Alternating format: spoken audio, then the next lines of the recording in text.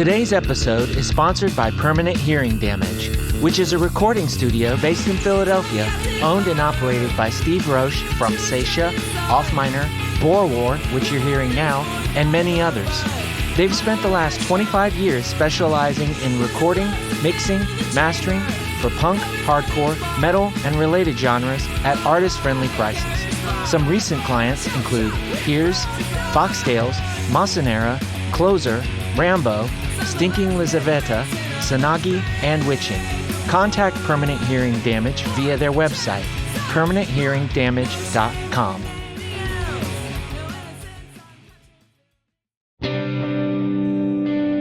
Hello, and welcome to Everything Remade, a podcast that I hope is about growth as much as it is about music. I'm Edie Quinn, and we have a great show lined up for you today. Before we get started, though, I'd like to remind you about our Patreon page at patreon.com/humanmachine, where you can go to sign up and support the show, get music sneak peeks, read zines, and so much more. That's patreon.com/humanmachine. And now, I'd like to play something for you.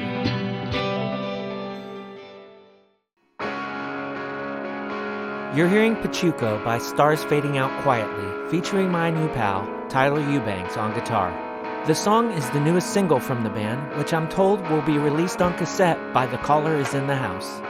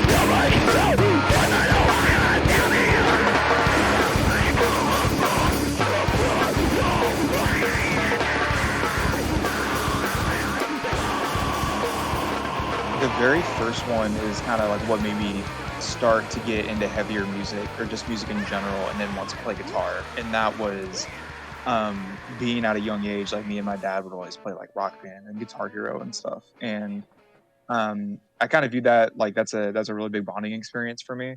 But very specifically, I heard Down with the Sickness on Rock Band 2 for the first time, and that, I don't know, that kind of made me think like, oh, this is really cool. Like, I want to do the real thing now. And I ended up, my grandpa bought me a guitar, and I had like a shitty little Squier Champ 15 amp. And I ended up playing nu metal riffs on that for a few years. And that kind of coincided. So this was me when I was in 7th grade, and I'm 22 now, for example. So that kind of coincided with me getting really into like Tool because of my mom, and System of a Down because that was a band that my dad played a lot when I was a kid. Because he's pretty young. My mom and dad were in their 20s, like their early 20s, when they had me and my brother, which is like the early 2000s. So I grew up on a lot of nu metal and stuff. So yeah, all that was kind of the catalyst for me wanting to learn how to play guitar. Learned that for a while, and kind of as like a hobbyist. And then I ended up getting a lot more into different styles of music throughout high school. I was always into hip hop and rap when I was a kid, but I definitely branched that tree out a lot more throughout early high school, especially. And then I got super, super into EDM in that time too. But I think the second catalyst for me being like, okay, this is what I want to do, was actually car seat headrest, funnily enough. Twin Fantasy is like my favorite album of all time, and that kind of made me want to like be a songwriter and like actually be involved in music. Um, yeah, I think that's about the earliest I think I can go with it. But I'm constantly inspired by all of my peers and all of my friends and stuff. That it's like a reassurance that I see all of my friends and peers doing really cool things and being like, yeah, this is what I feel content with doing. You know. Yeah. You said that your grandpa got you a guitar and you were playing like by yourself and more like, a hobby. Like you were just learning songs that you liked, or did you already have an inkling that you were like, hey, I kind of like to mess around with my own stuff? So, at like the very very beginning, like I was self taught, like just doing YouTube lessons and stuff. Mm-hmm. And I was learning like Tool riffs and System of a Down songs and all of that. But I ended up kind of just improvising my own stuff and like starting to yes. I would say like around the first year or so is when I kind of started realizing, oh, I can kind of make my own stuff too, and I really like how that sounds, and that kind of was the like spark that would end up lighting a fire under my ass eventually to be really interested in writing stuff. Mm-hmm. Did you think it was possible for you to just like just talk to some of your friends that also played and start a band, or did you feel like there was something else to that wasn't attainable for you? So me and Armando, we both. I guess this will be a good segue into kind of getting into the lore for Stars. We have been best friends since fourth grade. When I moved to like the elementary school that we both went to. Um, so we were always really really close since we were kids, and our musical journeys were kind of like intertwined throughout high school. Like in high school, there was a class that we had together that was like a rock band ensemble, which was pretty cool. It was just like a ton of kids who just wanted to play music, whether they knew an instrument or not, and they would just kind of get thrown into some practice rooms with some different groups and just like cover songs from different eras, which is a pretty cool program for high school standards. But Armando and I didn't end up making music together until like uh, I want to say junior year, so late sophomore, early junior year. We kind of made like some two piece like Midwest emo kind of stuff that ended up being like a post hardcore kind of thing. Um, but me and Armando especially have always been like probably since early high school, we've always been tight with making music. So any sort of project that we had in mind going forward from that point on, it was always like, oh, I can ask Armando or I can ask Tyler to be a part of this project, and they'll probably say yeah. Um, but as far as like asking other people to be in a band or anything, so Armando started this project called Kaya Hera, like during the pandemic, and ended up asking me to like help with a couple of guitar parts for like the first EP that they did, and we ended up um, kind of making that a live band at some point, like 2021, 2022 ish. I ended up moving to Portland for about 6 months or so. So I was kind of like outside of the realm of any sort of local music scene. And around that time is when Armando started to get involved in Indianapolis DIY. So Armando kind of made a lot of connects in Indianapolis at that point. And when I moved back, I was kind of like, I don't really know anybody here. But Armando offered me a spot in Kayahera. That band kind of grew as it did, and I was able to meet all of the friends that I have now. Like June, for example, where me, Armando, and June are in Chickadee. So yeah, it all kind of crawled from there. But I would say Armando for sure is a huge catalyst for me being able to have connections to other people locally. But actually, Armando was like, I want to make a screamo project. Like last year, sent me 3 drum tracks or so. I wrote guitar parts over them. Armando really liked Thorns, which ended up being released as a demo. and was like, "Hey, we have all these people that we have chemistry with musically. Let's just start another band, write some songs, and see where it goes." And that's kind of where we're at right now. Yeah.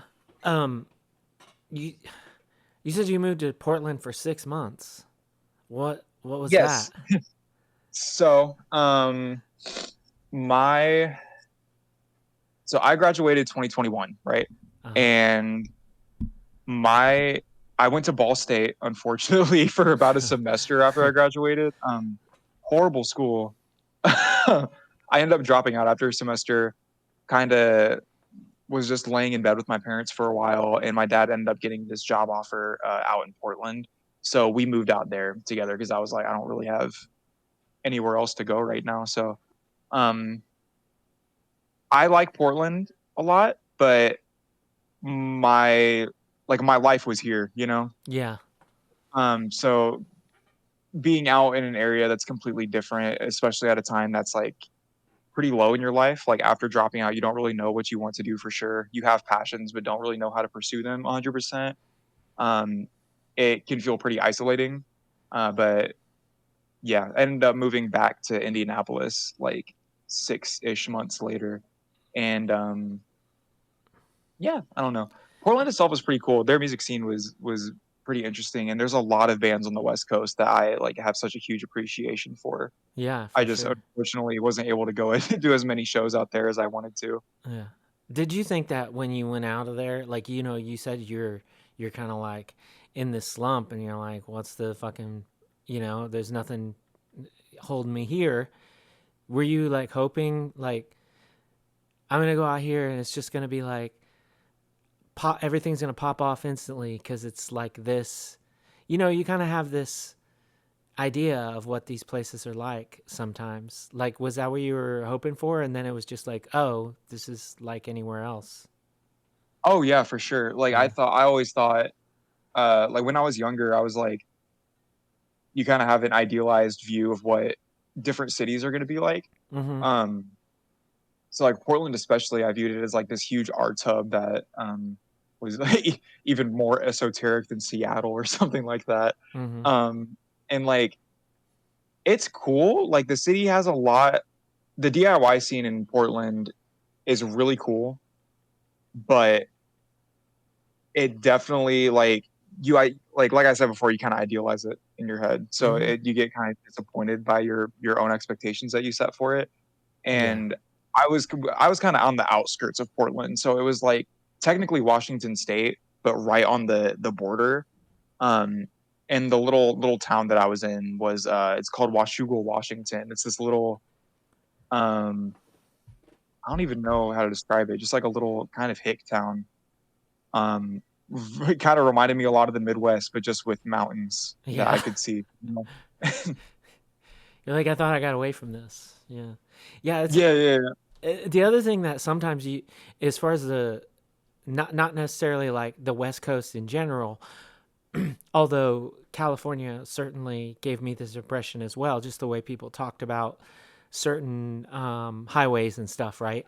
Like the thing that you're not necessarily prepared for in a place like Seattle or Portland, specifically, like when we played, Portland, or when we played Seattle, and you would just talk to people, and they'd be like, "Oh yeah, people from like on the other side of this bridge don't come to shows on this side of this bridge, like just Yeah, cuz," yeah, yeah. and shit like that. And you're like, what? Yeah, And yeah. That was one thing I noticed. Sorry, oh, sorry to interrupt. no, it's just like, it's just one of those things. It's like when you live there, I'm sure that makes total sense, but when you're not from there, and you're just like, you're so confused. Yeah, I think some of it it's just like typical scene drama and stuff, but I don't know what it is, but being out in Portland, I noticed that all of their music scenes were really scattered from each other. So like it's I guess it's kind of similar in Indiana, and this will be the case for any scene around the US, but especially the case for Portland, like anybody who core shows never really went to any other shows that I've noticed. Um like it's a lot of like kind of smaller scattered communities. But then in like Indianapolis, for example, I feel like everyone here is very tight knit, and you'll see like a lot of familiar faces who will go to a hardcore show. We'll go to the indie rock show. We'll go to like the shoegaze show down in Bloomington or something like that. Um, so yeah, I think that like that was a huge difference. I feel like between Portland and Indianapolis, especially. Yeah. I don't like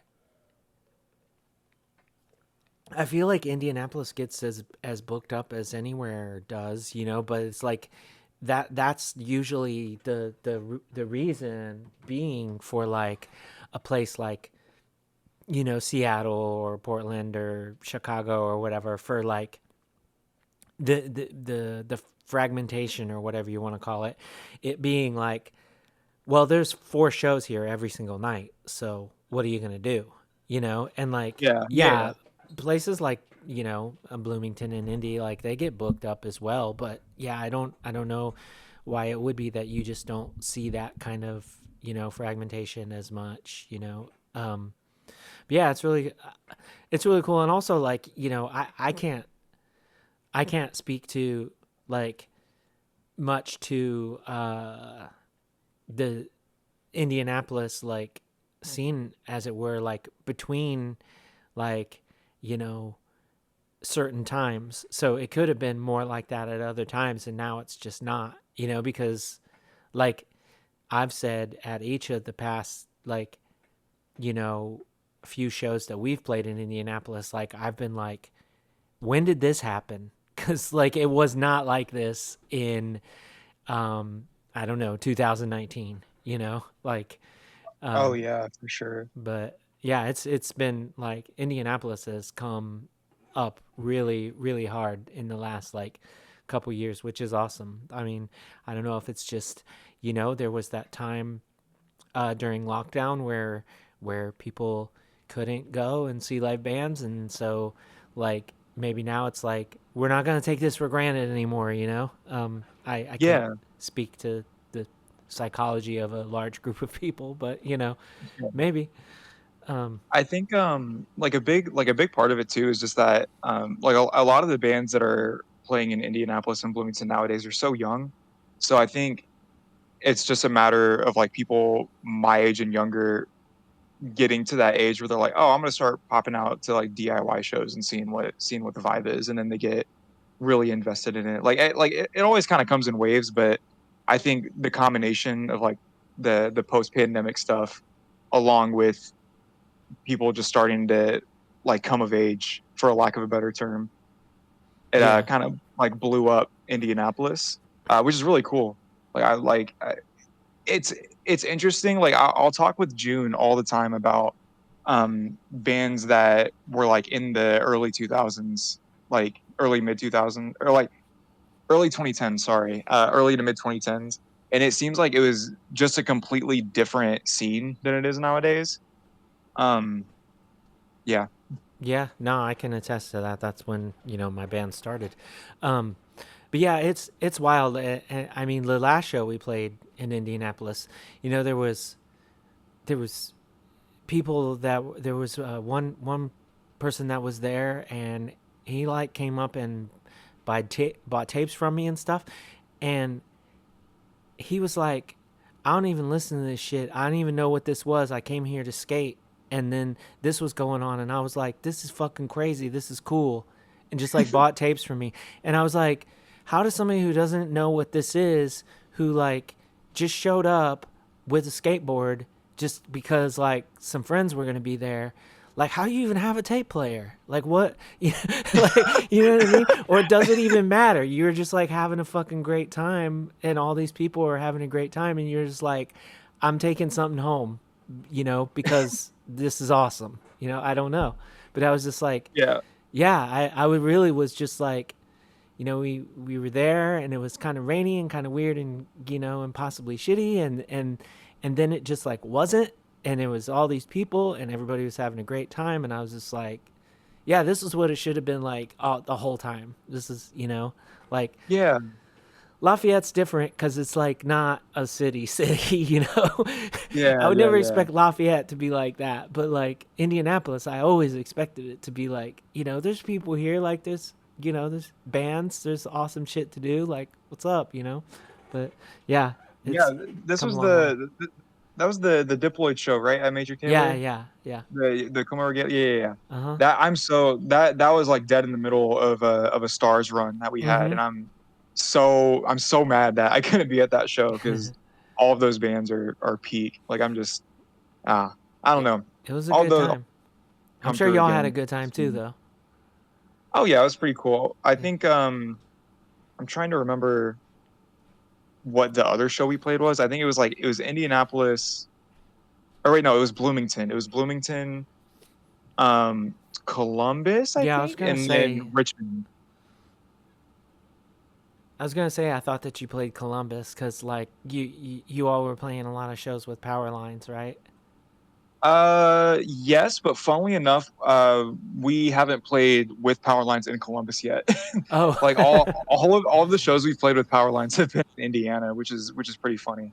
yeah, Still no plans to play with them in Columbus as of now, but we're possibly getting them in Indiana again in December. So we'll see.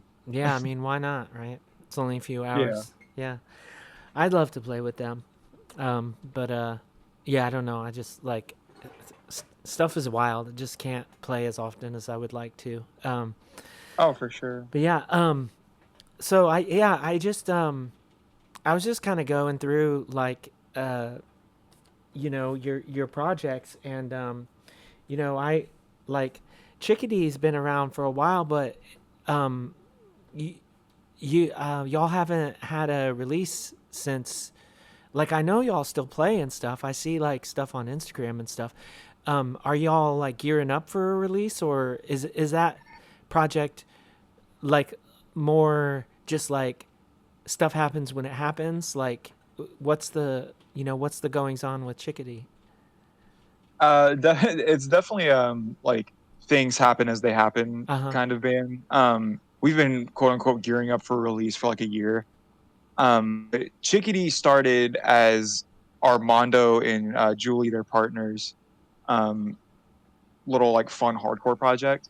Mm-hmm. When I was out in Portland, actually, Armando sent me drum tracks and was like, "Hey, me and Julie are doing something. Write some bass parts over this and drop A." And I was like, "Well, I can't do that, but I'll try it." Because I have like a shitty little Squire bass that had like the thinnest strings possible on them. So like if you listen to the very first Chickadee demo, it's just like so out of tune for the bass. Armando had to add so much chorus to it to make it sound like relatively legible in the context of the mix. But um, yeah, that's definitely like that's that's a that's a homie band in my is the way I view it.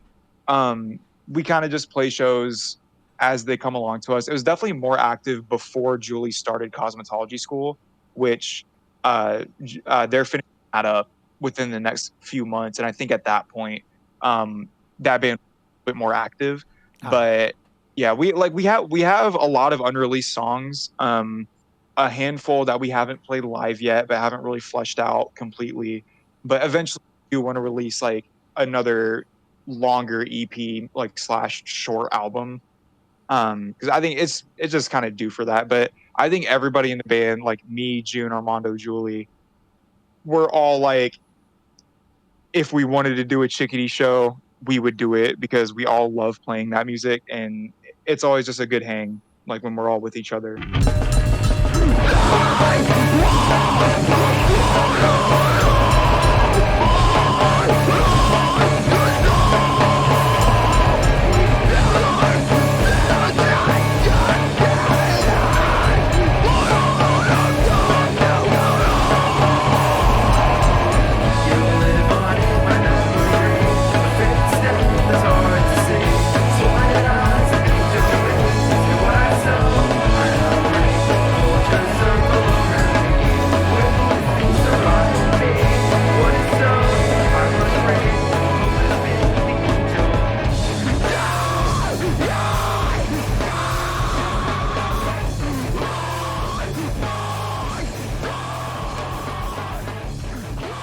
you mentioned Kalahara. I checked that out earlier. That was awesome as well. But when I did the last issue of the zine, I did like sort of like a spotlight thing, and I thought that Armando said like formerly of, like, is that project not a thing anymore? Because you've that's the most recent, like that y'all had a release like pretty recently. Yeah. So the benefit show that we did, like May 30th, I think is the exact day that it was. Yeah, that was our farewell show. Oh, okay. Um, so that band, yeah, started as Armando's like bedroom solo project. Uh-huh. Um, and I kind of went into the backstory of that a little bit before, Yeah. but Yeah. that band, like, kind of that band got big, Oh, like really? in the context of a local band. I feel like, um, I think that was kind of like a perfect timing kind of thing because a lot of young people kind of very first started going to shows right when Kaya Harris started first playing live shows. And I think because of that, there was like a lot of eyes kind of locally that got put on it. Um, but like originally Armando viewed it as wanting to be like a title fight kind of band. It didn't Like a lot remind of me of like that. That's for emo. sure. Yeah, yeah.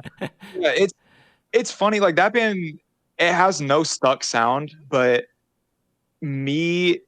So that band, it was like it started off as Armando, Jimmy, who was our friend from high school, Mia, who fronted the band, and who Armando met like right before making the band like a live situation.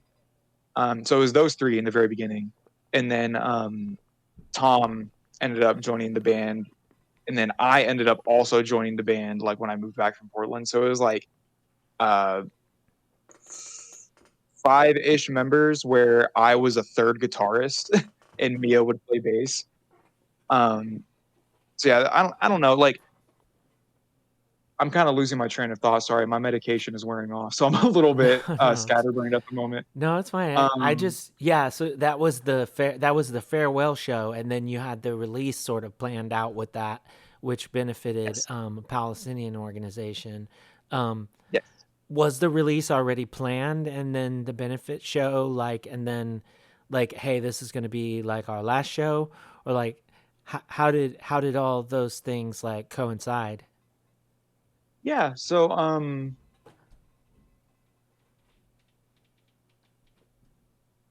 it got to a point where like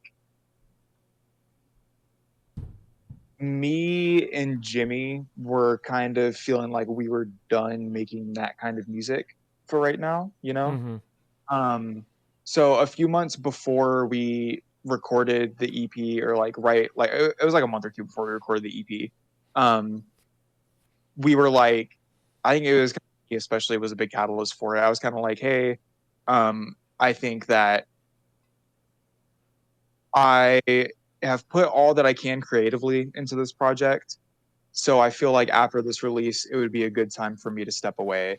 And then Jimmy felt similarly. And at that point, um, since Jimmy was the only remaining Hispanic member of the band, was like part of it, we kind of decided to call it quits, like 100%, because the band started as like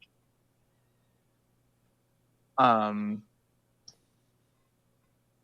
I guess like just like with like Hispanic culture in mind. Sure. Because like Mia, Jimmy, and Armando are all of Hispanic heritage, so that was like a big part of it. But we were it was just like it was like the right time for the band to end, you know. Sure. Sure. Like you kind of have like the original member leave like a year beforehand. You have another original member who kind of is feeling a little bit creatively burnt out, and things were just kind of slowing down.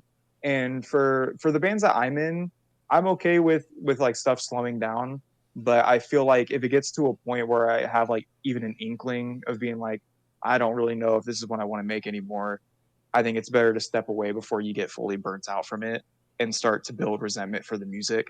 Um, not that I would build resentment for any of the people in the band. I love them all to death, but um, I don't know. I think like with the first band that you're in locally, you definitely, I don't know, like you kind of have a gut feeling of when it's the right time to call it quits. Sure. I mean, like, you shouldn't just do music like for the sake of it, you know? There's like a lot of Yeah.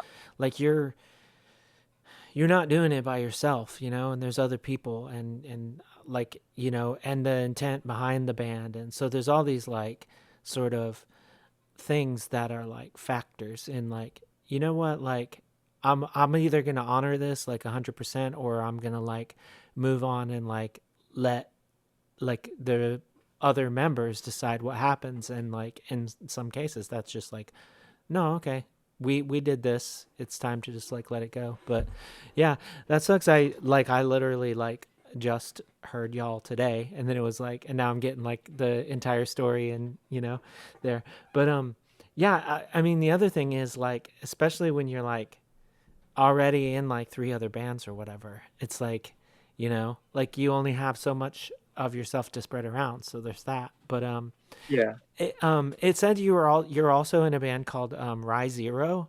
Is that like, Yeah. So I um tried to look for that, and zero. I mean there's all kinds of bands called that, and I don't know the reference, so like a little lost there. So it's an Evangelion reference. Okay, I knew it had to be Like something like Ray that. Ayanami.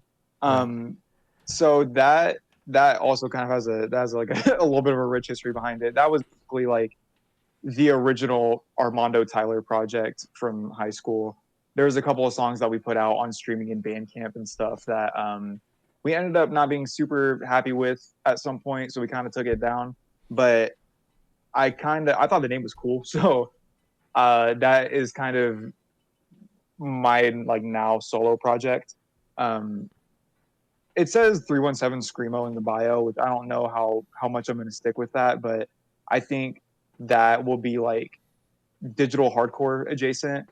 That'll be where I put like a lot of like EDM influence into the stuff I make. Like it's just that's like my little passion project, pretty much. There's Oh, not okay. much that's like surrounding it or anything.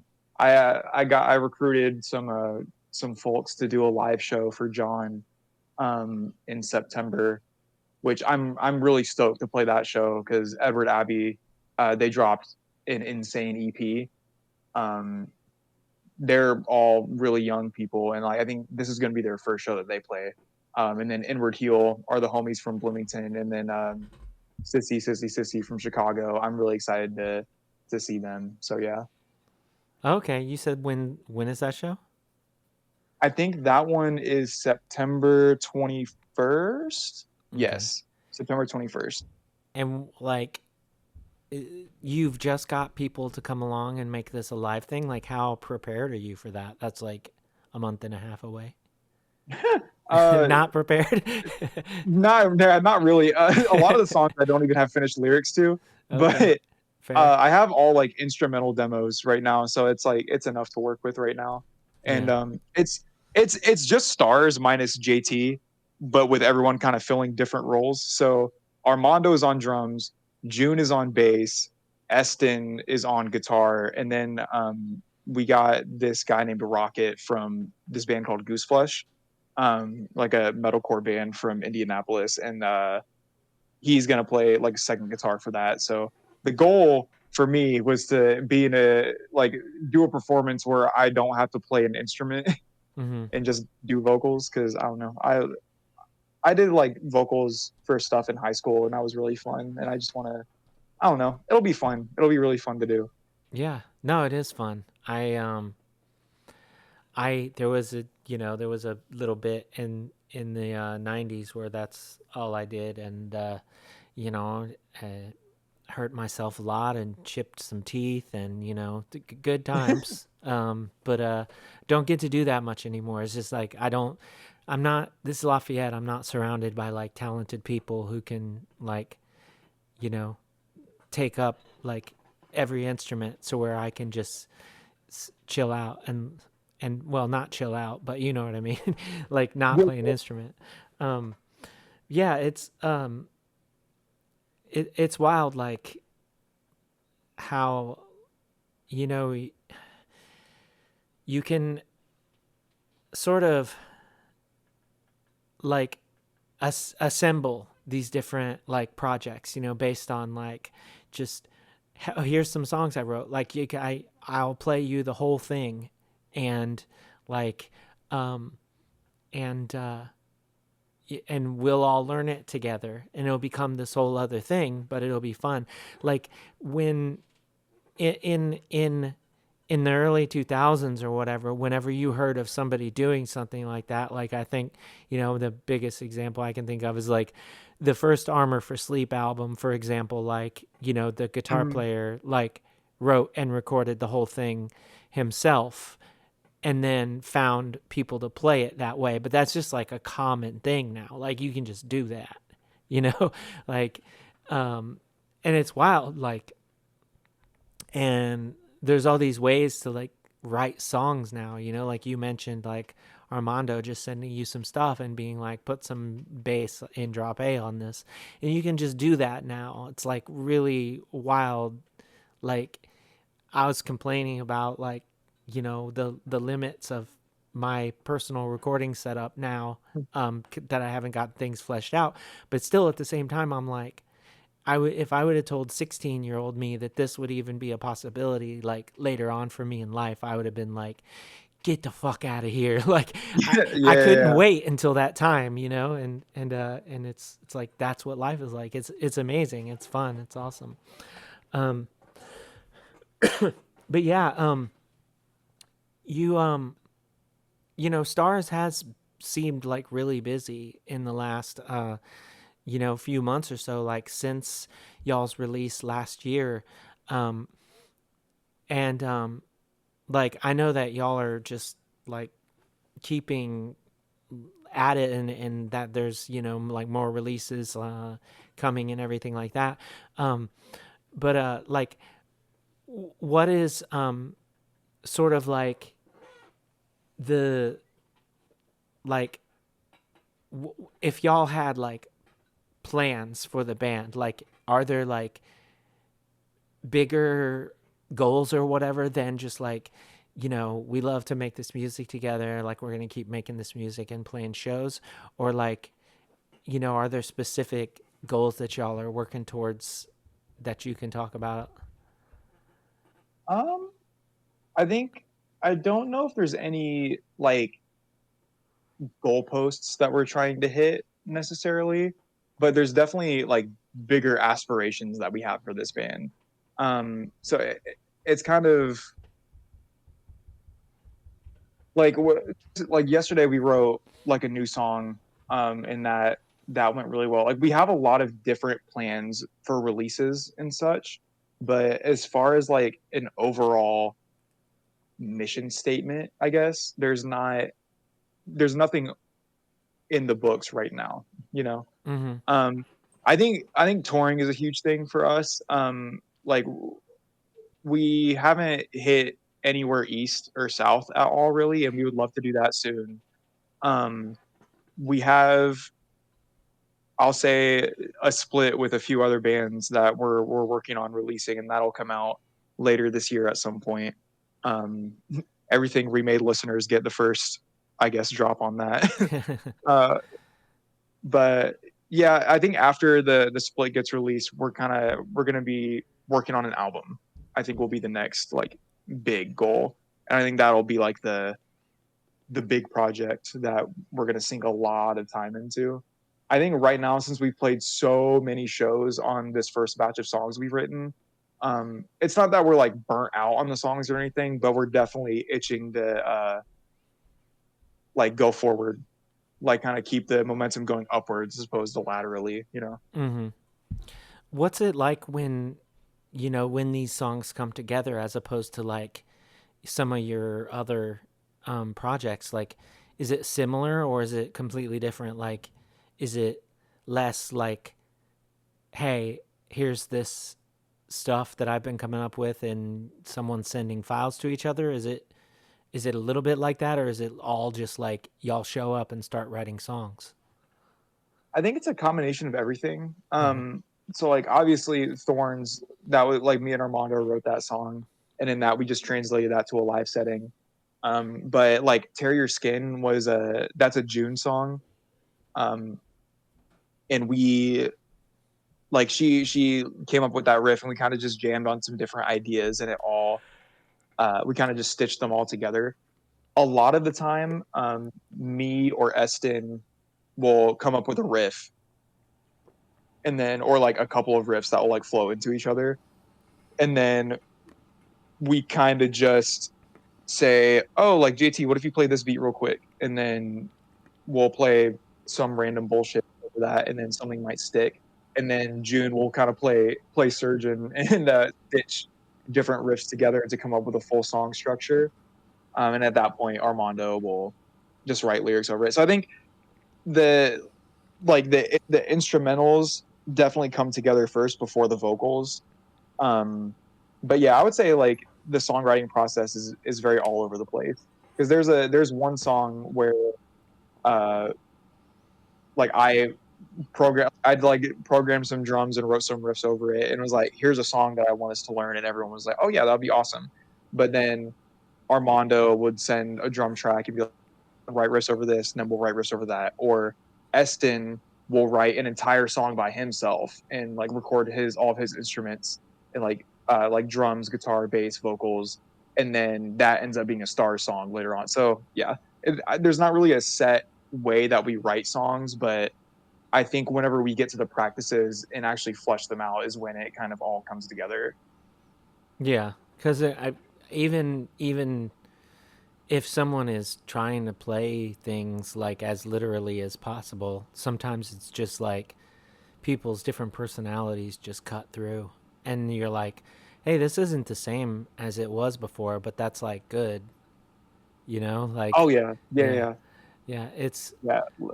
I don't know. Yeah, um it's interesting how like these these changes happen, and then like by the end of it you're like you don't remember it being any other way than the way that it is.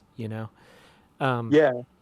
do you like do you all it are you the kind of band that like records like a lot of practices and stuff to reflect on that, or is it just like you have the sort of starting point in the form of these other like files or whatever that you started with, and so you don't need to like record what you're doing all throughout the process, or is it like a little bit of both as well? Um, I think we don't record practices like start to finish or anything, like for like the sake of ideas. I think we'll all kind of jam on stuff together, and if we're kind of like struggling to stick it together, we'll like pull out our phones and like write down like a simple structure. But whenever we come up with a full song idea, that's when we'll like throw a phone on the ground and record it to get like the final idea of what that session was and like Yeah. where it leaves off, and then we'll pick it up another practice and like listen to it on our own time, like come up with different ideas for it. We might all come together and say, hey, like for this part I think I might do this instead, and then that kind of morphs it into something a little bit different. But I think like 80% of the song is there. If like if we go to a practice with the intention to make a new song, 80% of that song will be finished by the end of that practice, and then it might get a little bit more fleshing out the next one, and then that'll be it. Yeah.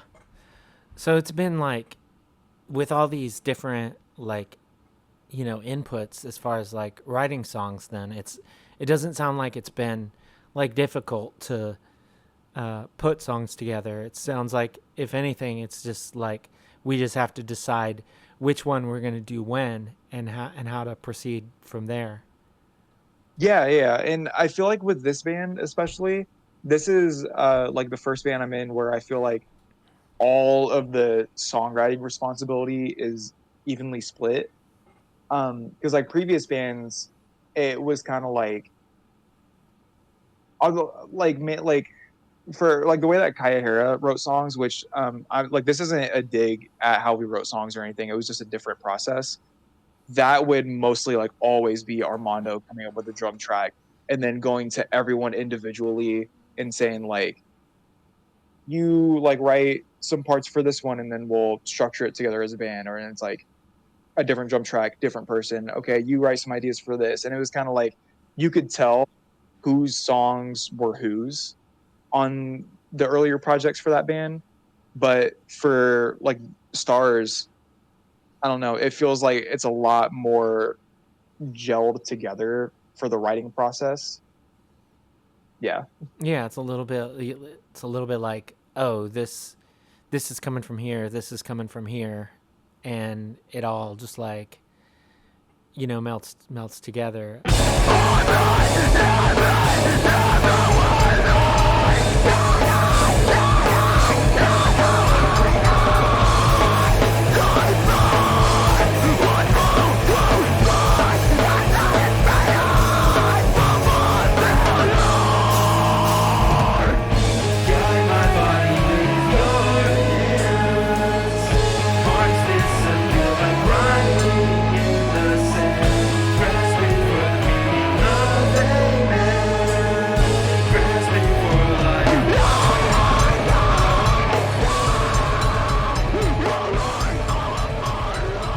Yeah, I wasn't aware that like so many.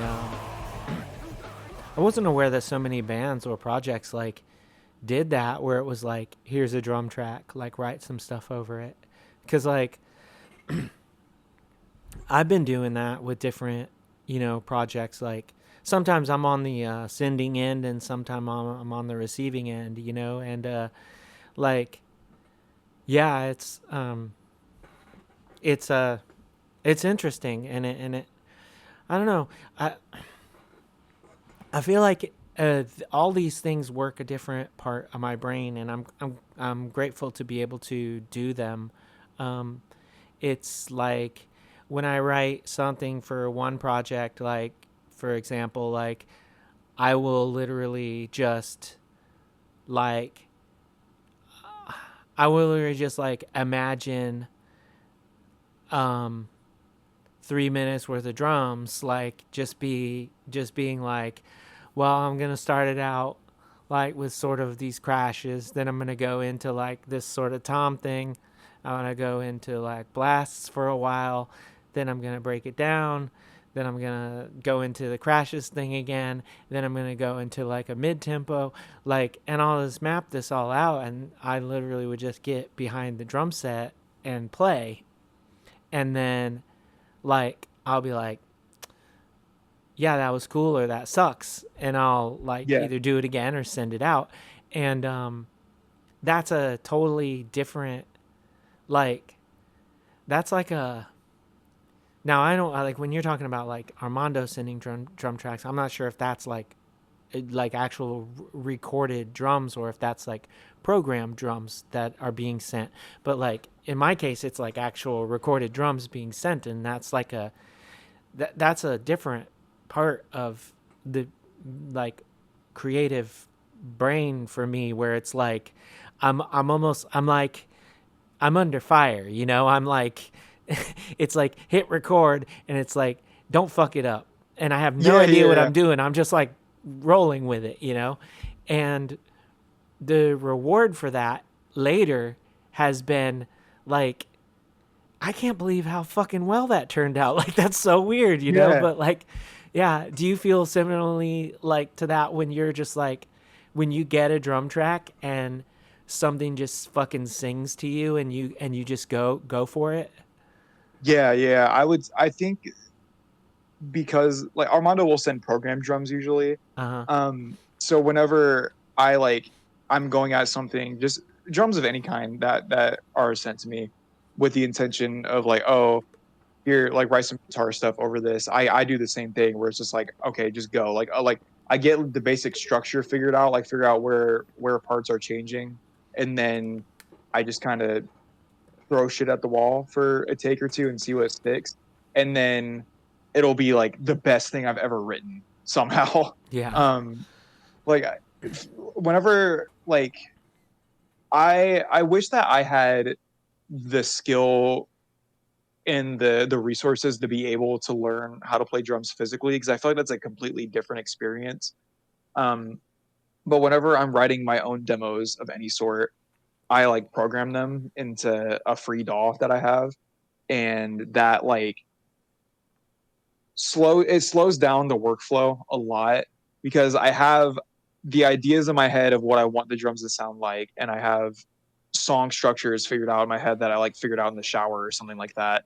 But actually sitting down and trying to piece it together by programming the drums at like ad nauseum, like in a really tedious way, it kind of kills the flow for me a little bit, and that can be really hard to finish. But yeah, I think the spontaneity of it helps a lot with making stuff that you love.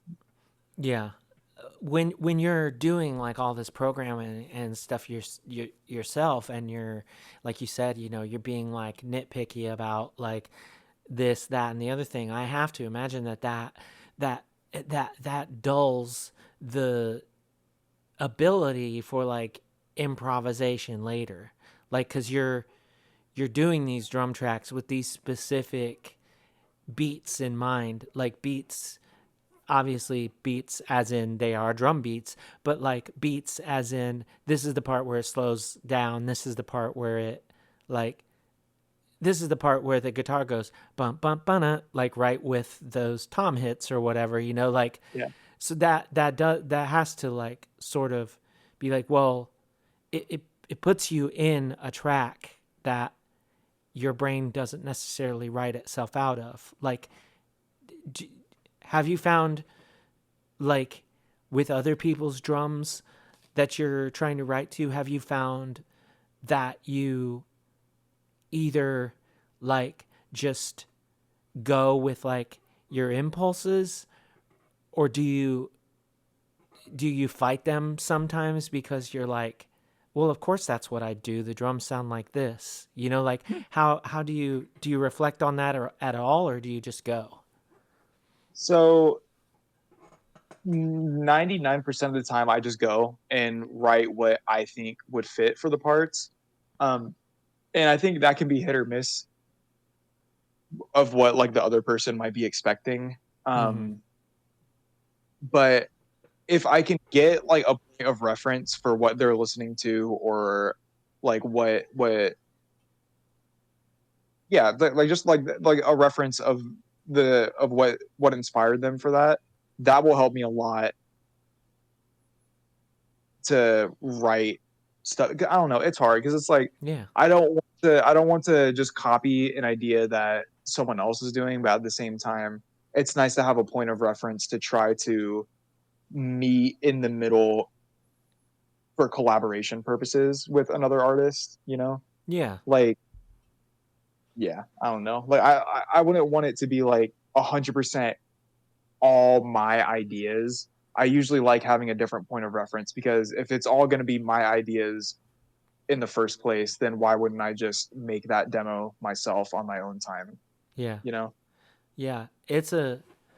Yeah, I mean, it's probably a case by case thing, but it's like in my case, I'm I'm always like, if I send somebody else something, I want it to just be their own ideas because I'm fucking tired of mine. Like I, Sure, yeah, like I'm good. I got plenty.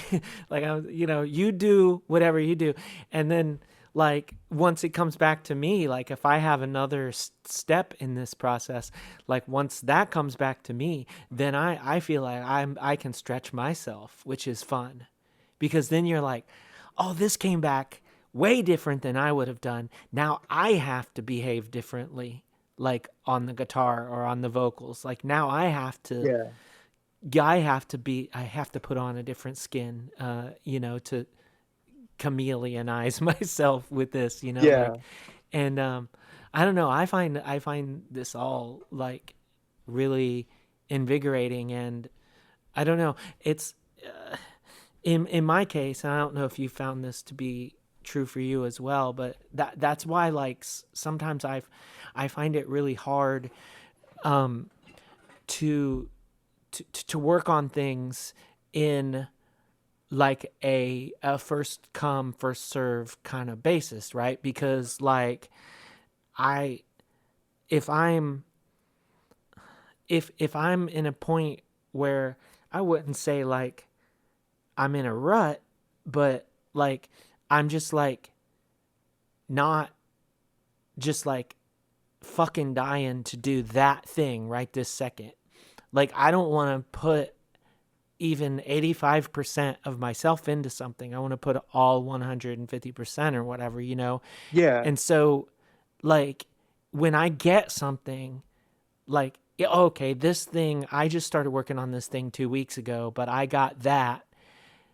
And that's making me, like, challenge myself. That's making me, like, do whatever. Like, that to me is beneficial to the other thing, even, you know, that, like, yeah, that thing, I've been working on that longer, but this other thing, like, sparking all these other, you know, imagination, all these ideas, like that thing sparking that is only going to help the other thing in the long run, as opposed to like if I'm in this one mode for so long that I'm like not 100% just like ready to go, then I need something else. I need to do something else, you know? And Yeah.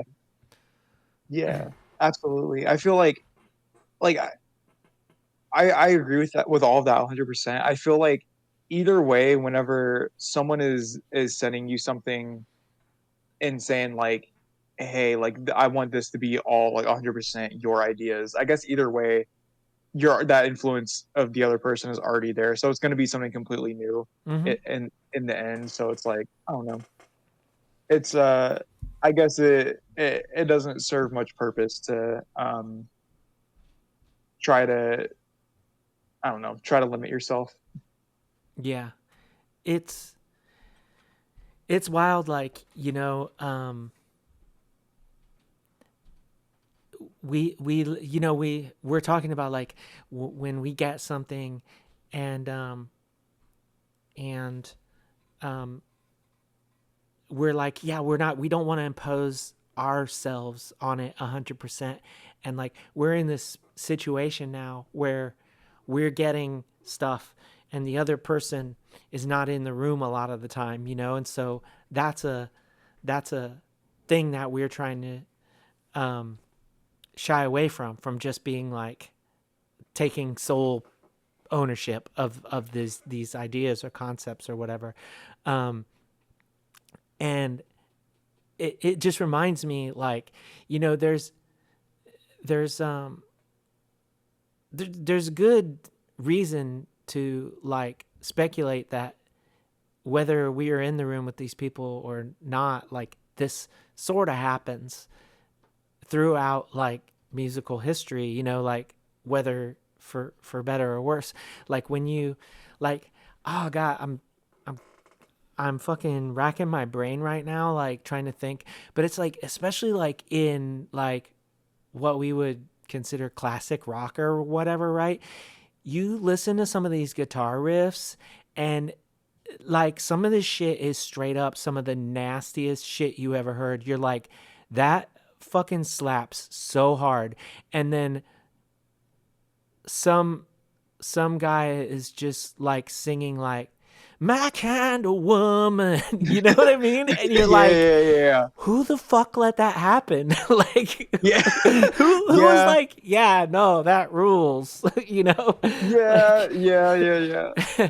and so yeah, like we're, you know, we're all trying to be like, you know, respectful and stuff, and we're all trying to be like, is this what everybody is like feeling, you know, as far as this, and you know, like history would say that that's not been always the case, you know. um, Yeah. but yeah, it's, I don't know, it's a wild time to be alive where you can, I mean, you know, you can play in three bands at a time, and you know, you can swap ideas with the, in your case, like a lot of the same people even, and it'll turn into all these, you know, completely separate sounding things. And I don't know, it's Oh awesome. yeah.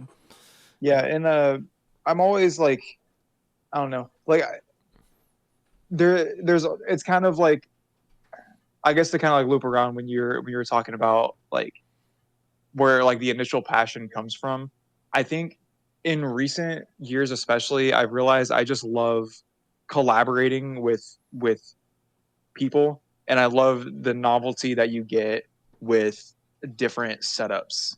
Like it took me a little bit while to break out of the shell of like, oh, I have like a couple of people that I have like a musical chemistry with, and I know that I can make stuff that I like with them for a long time. But like meeting new people and being able to like befriend my peers and stuff that have all of these crazy like amazing ideas, I just like I always itch for like making completely separate new projects with different people. Like you like I like, there's already like two other different projects I've been in the talks with a couple of other people that are just going to be like a math rock thing and then like a jingle pop thing, like just something completely different than what I'm used to making. But it's all stuff that I love to listen to and always wanted to try my hand at. So I I don't know. I'm always super excited by I don't want to say novelty necessarily because it's deeper than that, but like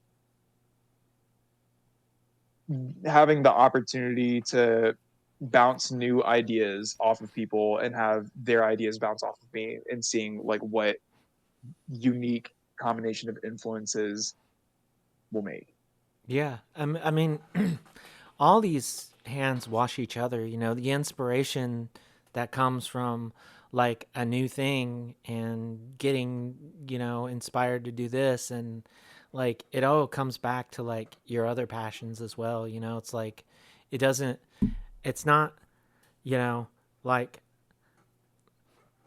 bands aren't a monogamous relationship. You know, like they all they Yeah. they all like inspire one another. You know, like you're inspired by bands you're not in, so of course you're going to be inspired by all the bands you are in as well. You know, but Oh, I wish I was in the bands that inspired me.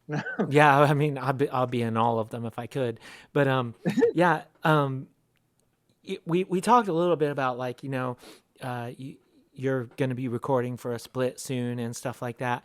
But as far as like your other plans, like um, what is coming up for like Stars and Chickadee that you can speak to like as of now, like as far as like uh, what shows you've got coming up and things like that. Like you said, Chickadee hopefully like a longer, like a sort of a mini LP, and then Stars will have the split, and then hopefully an LP.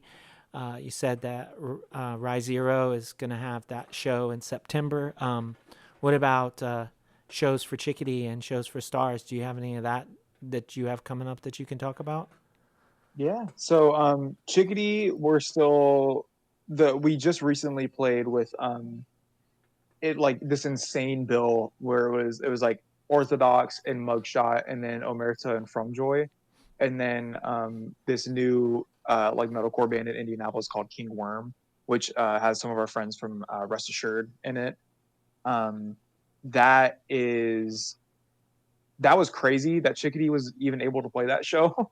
um, Brady just kind of like threw that in our lap, and we were like, "This show is too good to pass up on," you know. So I think with Chickadee, it's just kind of like whatever falls in our lap is what like we'll take if we're all down for it, pretty much. Because um, I think we would all make time to play a Chickadee show no matter what. Um, because it's always like I said before, it's always fun. Yeah. But like as far as shows for Stars, we have a few. Some of them aren't announced yet, but there's a really crazy one that we're playing late September that I guess I can say we're gonna play with Your Arms Are My Cocoon again. Oh, cool. Um, they're coming through Indianapolis again, which is awesome. They were like a huge influence for me. Like initially getting into screamo and stuff. Because like right when they dropped the like that EP in 2021, I think it was, uh, or like I forgot if it was 2020 or 2021. I remember listening to it a lot, like in the later stages of the pandemic. I was like, I didn't know like people could make music like this. And then that kind of started my pipeline into getting more into the screamo side of things. Um, but yeah, there's in August we have two shows. There's one with this screamo band from Spain called Tenyu, and then our new homies in Abuse Repression are playing that show. They're incredibly good. Our homies from Veimana are playing that. Spear of Cassia also playing that one. I want to say there might be a fifth band on that bill, but don't quote me on that. Sorry if I forgot that other band. Mm-hmm. Later August, the Rot Spot down in Bloomington, they are having their like back to school show for the folks coming back to IU for the year.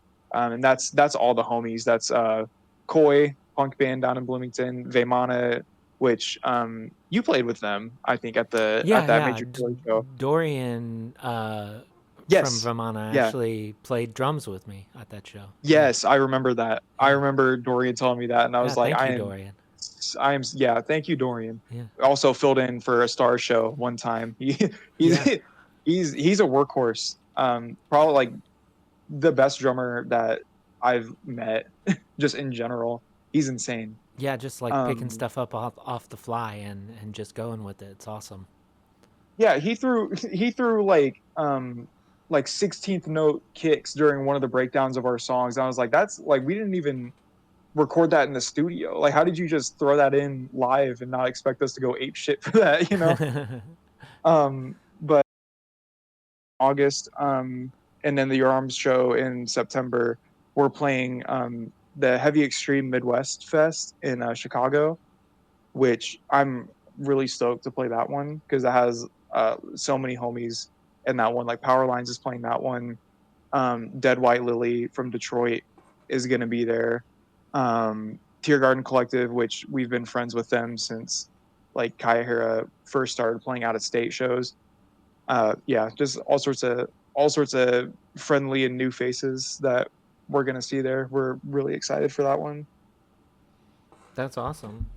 Um, yeah, it's like I haven't played Chicago like at just like a sort of a normal show in forever, and I always had a great time up there. I hope that y'all do as well.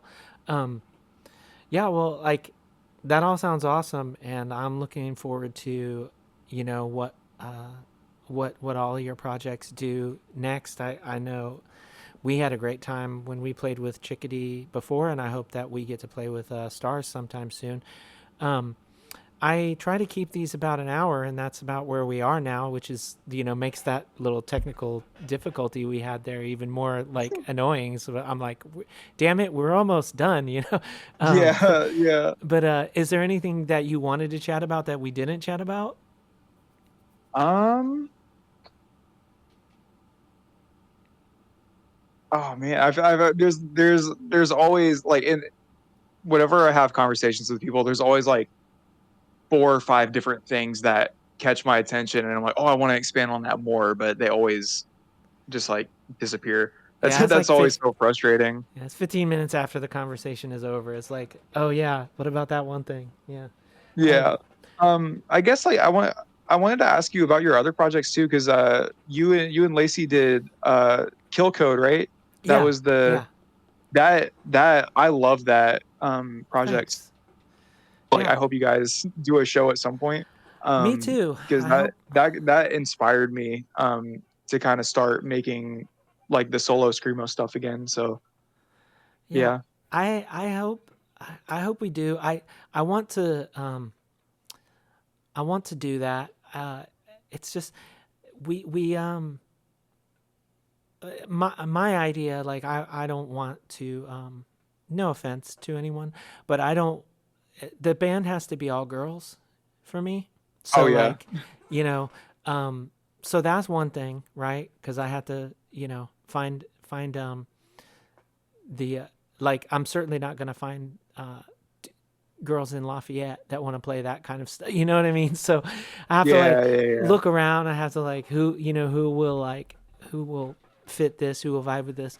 The other thing is that we only did 4 songs, and I'm like, that'd be fine, I guess, but like, I don't want to drive like 4 hours and play for 6 minutes, Hey, like, um, that's the experience, isn't it? yeah, I mean, it's like, I like to keep it at least around 15 if we can, so I'm Yeah. just like, yeah, I need to get a minute to just like write another EP, and then we'll release that, and then I hope that we will play some shows.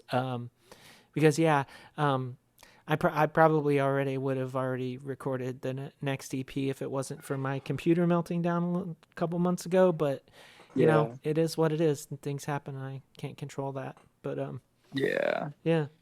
Um, Yeah, that one and the Worn Through album were like some of my favorite releases recently, oh, thank just in you. general.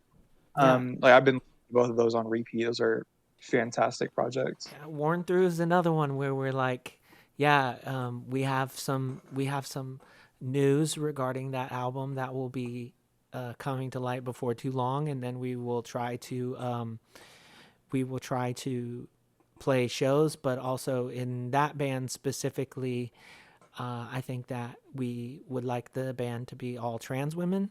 So like that's Sure. an that's an even more like specific, Yeah. like resume that we have to fill.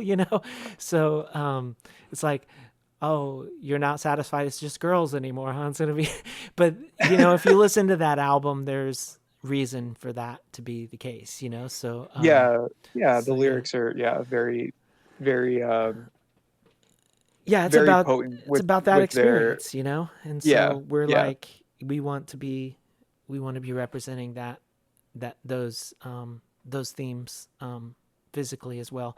And yeah, so I thanks for asking about that. And like I said, I hope that you know we'll get to do both of those things, and maybe at the same time. Like, I'll go out there with my old ass and and play double sets in towns near you.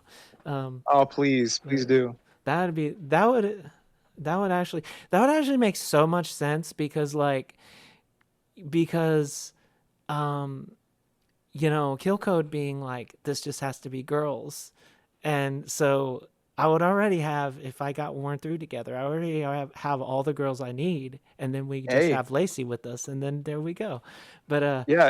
If you guys end up, I'll throw this your way. If you end up getting either or both of those projects, like figured out by December, me and John Ramos. Do you know John? I've met John. Yeah. I Um, we're booking a little screamo fest in December at Hewlett in Indianapolis. Ooh, So I wanted to throw that your way. I will keep the bands that we have right now kind of under wraps, but a couple of them I'm very, very excited for. So that's be awesome. on the lookout for that. Yeah. And I would love for at least one of your bands to hop on it if you are interested in that. But yeah. Yeah, well, you can count on one of us then. So, yeah. We'll figure out which one. And that was my conversation with Tyler Eubanks. Thank you so much, Tyler, for taking the time to chat with me. I'm really looking forward to everything that Stars is getting up to, as well as finding out which one of my bands can play that show. Uh, Thanks to all of y'all for listening wherever you are as well. Stop by the Middleman Records YouTube page to get show updates and things like that. And stop by patreon.com/humanmachine to support the show, read zines, and all of that stuff. Until next time, take care and do good things.